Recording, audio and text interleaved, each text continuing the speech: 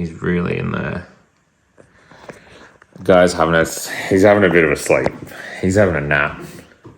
He's having his little lunchtime nap. So, a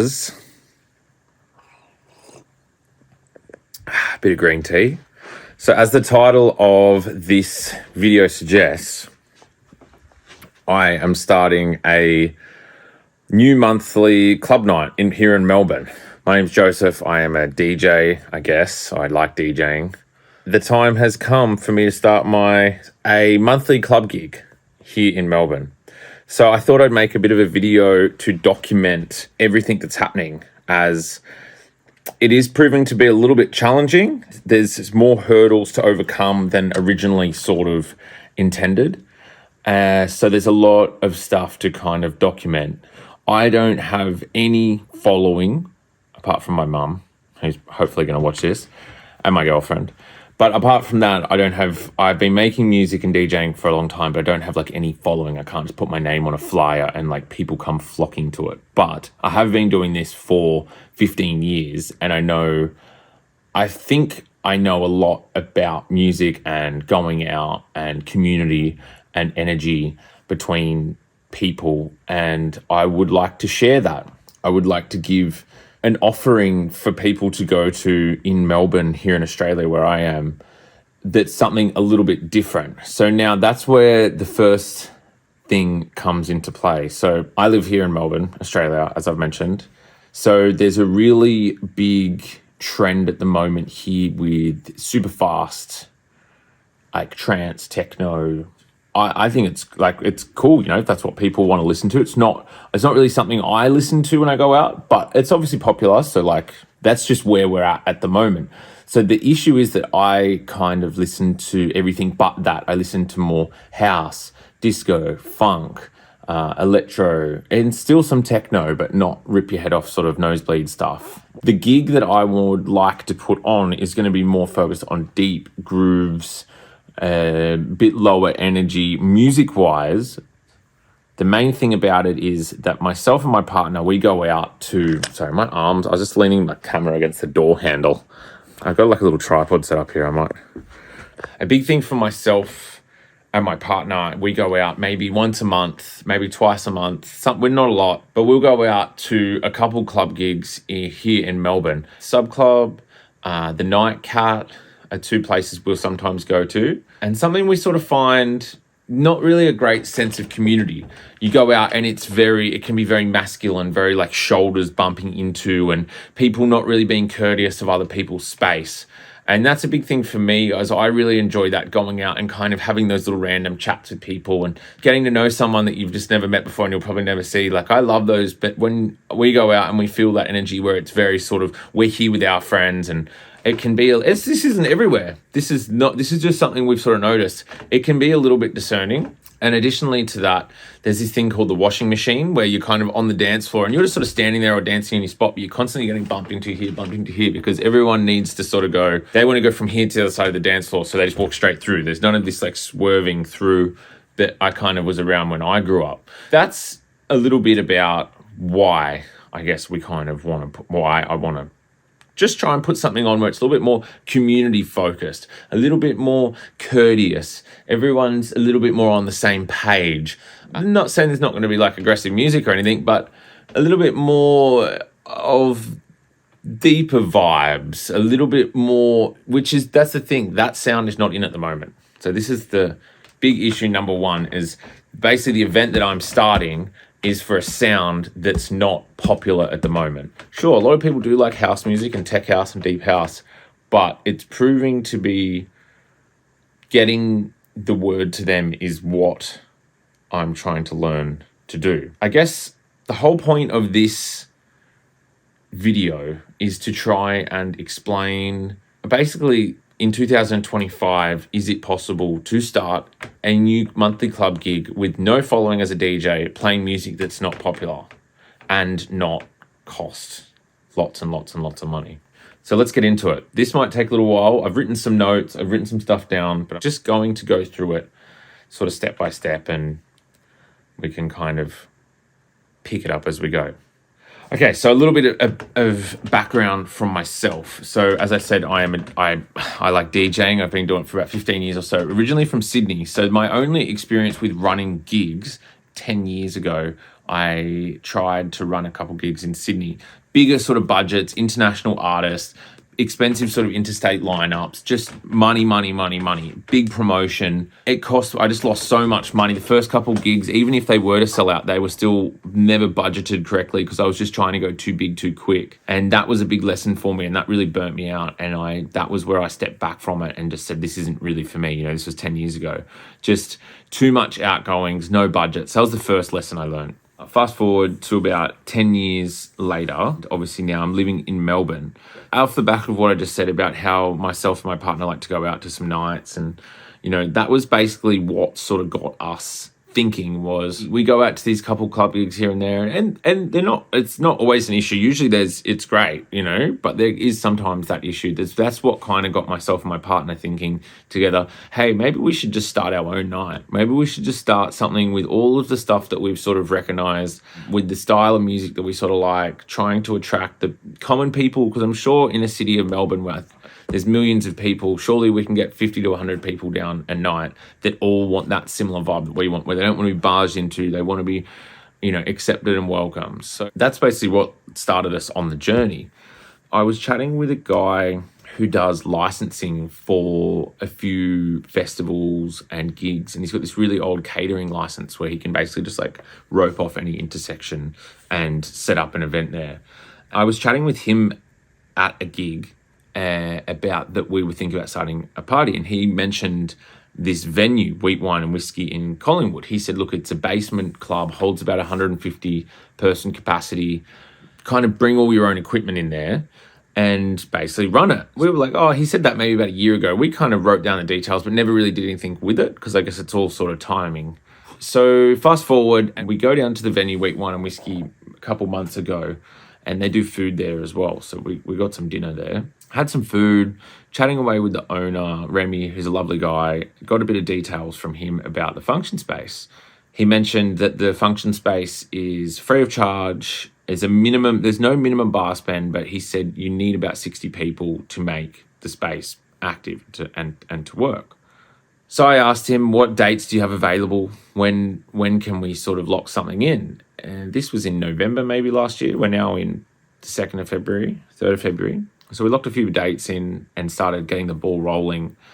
So that's the venue locked in now. So for an event, obviously you need good sound system, you need decks, all this stuff. Fortunate enough that, as a little side note, probably about 3 or so years ago, I purchased a sound system from a girls' school in Geelong. That was basically a part of the music curriculum. They would do a live performance. So it was a Nexo sound system. They basically used it once a year for like 10 years. So it's basically had no use. And they were selling it because the top speakers, it's actually the speakers I have in my studio at the moment. It's actually these speakers. So it's these two Nexo tops. So the reason they sold it is because these Nexo tops were too heavy and this young schoolgirls couldn't lift it up to put it on. So they basically sold it. So that's a sub. The sub there's another sub. It's actually sitting right here, the other sub.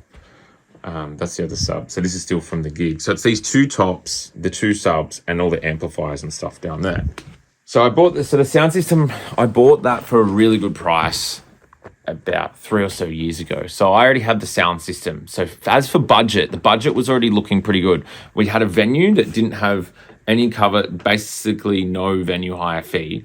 I had a sound system and all of the decks and equipment to do it. So in my mind, I thought, cool. The number one lesson I've learned, as said from prior, is to keep your budget down. Don't waste money. Big ticket items with the venue and speakers. Sweet. We're off to a pretty good start. I thought we're off to the races. And just so you know, the first event has already happened. This is more of a recap video and what we're doing leading up to the next one. So I've got the date locked in, venue locked in, all the equipment locked in, got a bit of an idea of who I wanted to book to play. Now it was time to basically start, get a brand name, start with the social media stuff, start to build a bit of a vibe, because obviously having a venue and a sound system and all of this stuff isn't going to bring people there. You need to promote it. You need to make a word. You need to be it something that people want to go to. And that's where I have fuck all idea of what I'm doing, basically. That's the bit that I can do all the logistics side of it, organizing, but the getting the people there, part of it. I'm originally from Sydney, so I don't have a massive friendship group here. So it was basically starting from scratch. So I kind of was just on YouTube one day watching a few videos, and this one video popped up of this lady from Melbourne who has been running events for a long time. She used to be involved with, I think, Big Day Out and Rainbow Serpent, and does logistics for a lot of doofs and stuff like that. And she kind of was having an interview about promotion and PR and all this stuff. And I thought, wow, cool. Really resonated with what she said. So I actually jumped on to her website, Bo Kitty, and messaged her and was just sort of like, hey, look, I've just thrown myself in the deep end with running this event. I'm needing a little bit of my handheld, I guess, just to kind of get a bit of just to kind of get the ball rolling with what I sort of need to do. So I locked in with her for a consultation session, just basically booked in for a 1 hour consultation session just to go over some stuff about just top to toe of what I'm doing, because I thought it would be a lot better to get advice at the start before I even start than it would be 2-3 parties down the track. I'm struggling. So I have like some of the notes of the stuff that we sort of ran through, and we actually video recorded the entire meeting. So I might even ask her permission if it's okay for me to post it, and then I might edit out obviously some stuff, but maybe post the majority of that conversation on the YouTube for other people to hopefully get some information. But with some of the stuff we sort of went through, some basic promo stuff that we sort of went through was general text messaging. Or messaging people. So we're live in the day and age of the copy paste. Hold on, I'm actually still recording. We live in the day and age of the copy paste era, where you just copy paste a message to everyone and there's just nothing personal about it. So something we covered is send out some messages to people, but in a genuine way. So sort of text someone like, hey, haven't heard from you in ages. Something personal like, how's the dog been, or how's your new car going, or have you ended up buying that record? Something personal to sort of show that it's not a copy paste message, and then just sort of say, hey, I'm running this new club night, you should come down. I started out with that, just sort of messaging some friends, messaging everyone basically I knew, and just sort of, just like taking the time. And it was actually really nice, because instead of just copy paste, it was actually nice to spend an hour or two in the afternoon and go through and message everyone and just sort of, and actually most of it led to people I haven't spoken to in ages having some nice chats and stuff, maybe jump on a phone call or something. So she had a look at the Instagram, which is obviously social media is such a powerful thing these days. I'm not super witty with it, but I feel like that's something I definitely want to put a bit more effort into trying to grasp. As for actual social media, because it's like, what do you post? And so we basically ran through, like, explain what the vibe is, like post about, try and, if you guys are playing vinyl, cool, explain that you're playing vinyl.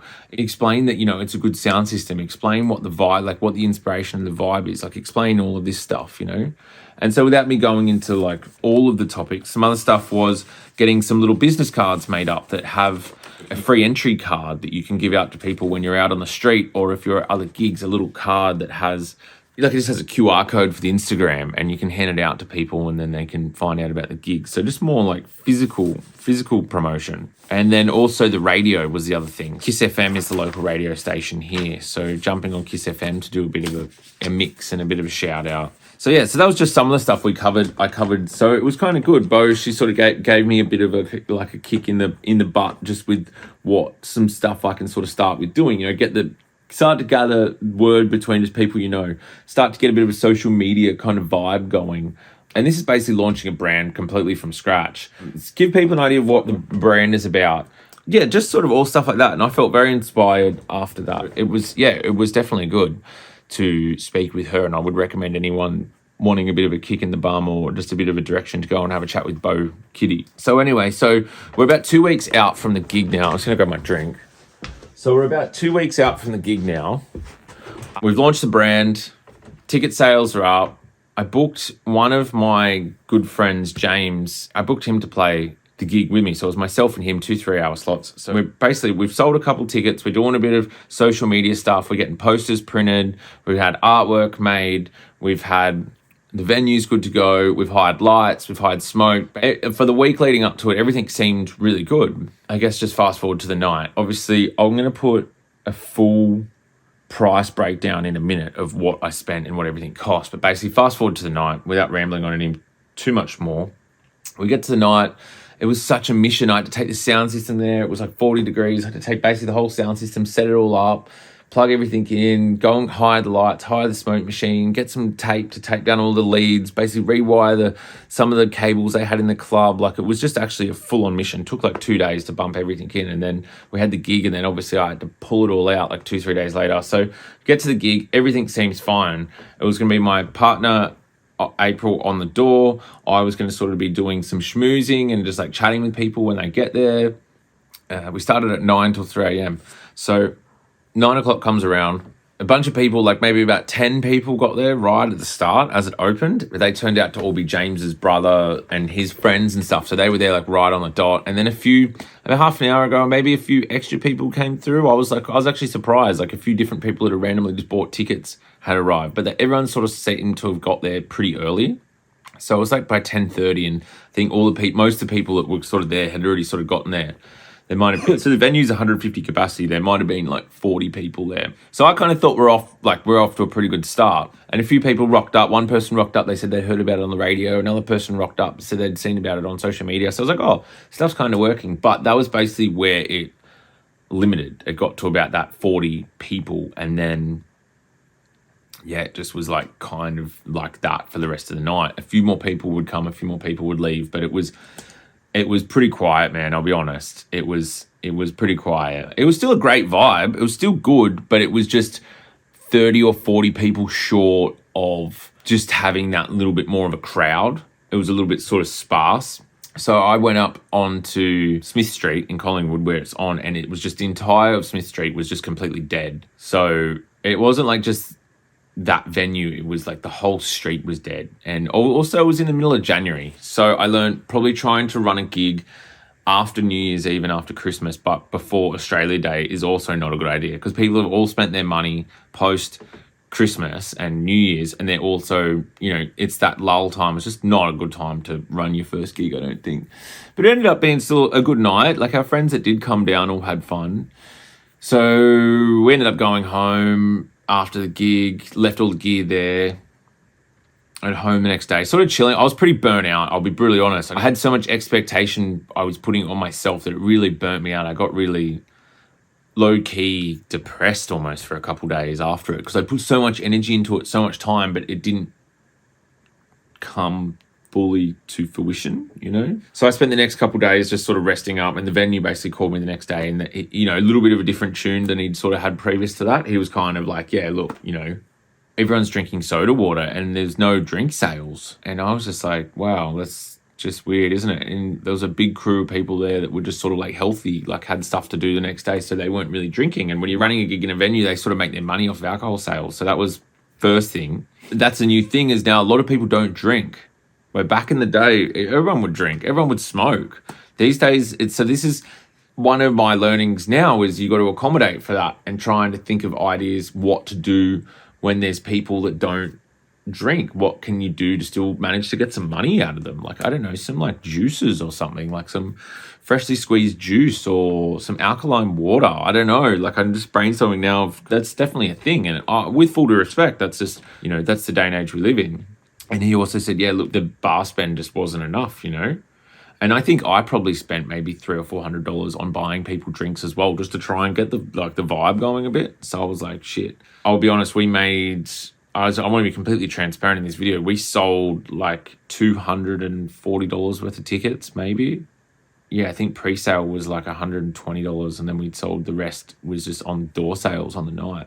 And so an old friend actually came through on the night, Adam Metwally. You can follow him on Instagram or whatever, Metwally, Metwally. He's a legend, good guy. I've known him for years. He came through, and he used to run big gigs, and he's doing a lot of different stuff at the moment. And I respect his judgment. And he basically said, yeah, look, man, you just got to, at this point, you've just got to get rid of the cover charge, free entry, and you've just got to get this room full. You've just got to get people in here. You've got to get heads in here. You got to get some content. I hate to say the word content, but you got to get some video of the room being full. And then you needed to start pumping social media. You know, as soon as people sort of see that it's a busy spot and it's a spot to be, then more people will come, you know. So at this point, your focus seems to be on getting the room full. And, you know, my original intention was to set a space where everyone's respectable. And so it kind of blurred the line then a little bit in between my original intention being getting the right people there, which there was on the night, but just not enough of them. And then also trying to not sway on your morals too much, but to try and get the room busy. So, you know, it's a party. So I appreciated that advice from him, and I've been thinking about it, and I might even get on with him for a consultation next as well and film it all. And I think I might get some consultations done with a few different people that like promoters and stuff that I respect for a bit of cash, and just film it and put it up on the YouTube as well, just to keep spreading all the information. A couple of days later, I basically was feeling like shit, not feeling great. It didn't really work out it didn't work out great. But after about a week of kicking myself, I picked myself back up off the it's a monthly gig. The next one is on the 21st of February. It's now the 3rd. I haven't actually launched anything yet. All the artwork's there, everything's there. I'm actually going to go after this and get the posters printed to take them to the venue. And then I think we're going to launch it actually tomorrow. Because another thing I just kind of worked out is I actually sent it to one of the DJs, Ransom, who I've got playing at the next one. I sent him the artwork last week and said, let's have a go.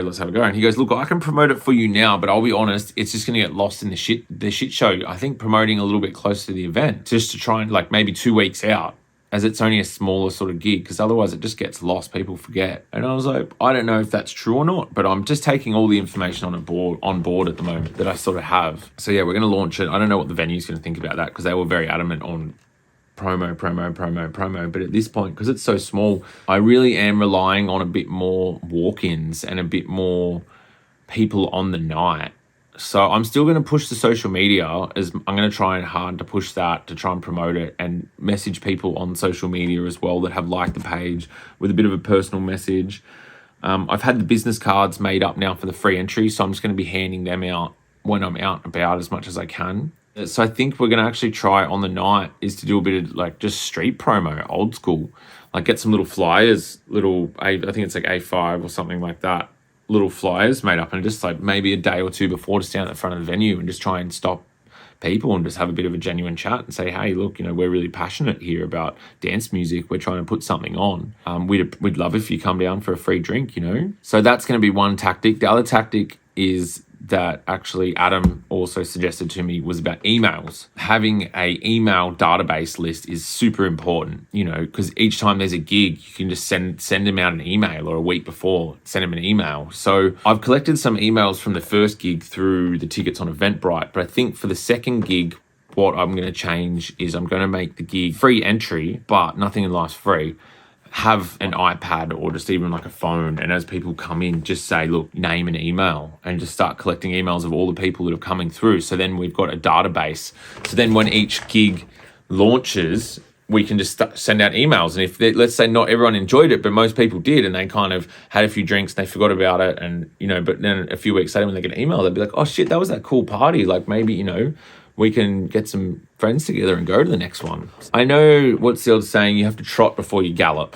So I know this is going to be a bit of a slow burn. It's going to take a little while to get the ball sort of rolling. I think it has to be done. I just have to try and physically work out what formula is going to work these days to get people to an event when you don't have a following and you're playing music that isn't the current trend. So you're attracting people that are looking outside of the box of just going with what's in their face or what's trendy at the moment. And I respect people that do that. That was, you know, me definitely at one point. There's no harsh feelings or judgment. There's no judgment here. It's just being realistic on what the situation is. So yeah, so the next one, we're going to do some street promo, free entry. We're going to try and fill the room. And yeah, and that's basically the plan for the next one. So I guess after this video now is I'm basically just starting in for the next one. So I'm going to try and document as we're going along. Hopefully I'm sorry, it's a lot of just like crapping on and rambling, and there's not much structure to anything I've sort of said, but I have actually written some notes to try and structure it in a flow of someone watching could try and hopefully learn something. Oh yeah, the final one is the budget. I will actually put a screenshot. I don't know how to do that, but I'll put a screenshot of the budget up now. And this is just, yet again, I want to be fully transparent. I want to be fully, this is what I'm doing. And if anyone has any like good advice or anyone wants to chime in anything, feel free. Let's run through the budget quickly. So I had posters printed. This is in AUD, Australian money as well. So you can convert this, if you're from overseas or whatever, you can convert this to your currency. $50 for posters. That was, I think I got 6 of the smaller ones and 2 bigger ones. So the next was the Instagram ad boost. So I got on there and had a look and spent $50 on I only just worked out how to do the marketing through Instagram. So I took a post, which was one of the videos. So you can check out Freestyle Dance Party on Instagram. You can check out the video on there for the first Freestyle Dance Party one. It's like a pink little animated video. So I posted that and then I put $50. I think it's like awareness campaign or something like that. And it was actually good. I actually got like 20, 30 genuine followers from the area because you can set the target right down. I set it to like 2-3 kilometers away from the actual venue. The Eventbrite, you can boost the event on that as well, but I absolutely zero from that. That was $60, so I won't be doing that again. So now the artwork. I run a record label. I run a record label, but I'm working on a new record label and a bunch of other stuff. So I kind of have a designer on a rate at the moment that does a lot of stuff for other projects, but he wasn't doing much for the other projects at this point. So I put down $500. I think that's a little bit over the top, but it's hard to just work out what he's working on for my event and for my label. So that was a big chunk of money. That's something we definitely need to try and, once we've got a formulated process down, I think I need to try and chat with him about how we can bring that down a little bit. So Bounce Hire, that was Bounce Audio in Paran. So that was a smoke machine, 6 or was it 6? Yeah, I think 6 little Parcan lights that I spread around the room, which was kind of nice. So it was like a phaser machine with some little lights. So that was $225. Reality Check, that was the consultation with Bo Kitty that I did, $275. That was what I did prior to it. Officeworks, so I got a little Square reader for taking card payments, which I later worked out you can just literally take it over your phone. You don't actually need the Square terminal. So if anyone wants to buy a sweet, cheap Square terminal, hit me up. And then some wristbands. And then so Officeworks with the business cards. That was where I got business cards made. Okay, so now this is the drink spend. So the drink spend, that was how much I spent. It was actually only $190. I thought it was more, but that was how much I spent on the night. That was just shouting people drinks just to try and get people drinking. So 105. So what I actually did when the venue called me the next day and they were just like, he was a bit just sort of like, dude, like you need to get people there buying drinks. Like everyone's drinking soda water. So we'd made $280 or something like that. I gave all of that money. I gave the $240 plus more. It was $350 of my own money I gave to the venue when I went in there just to try and keep that relationship solid. Because we've had one gig. We really want to do this. We want to grow.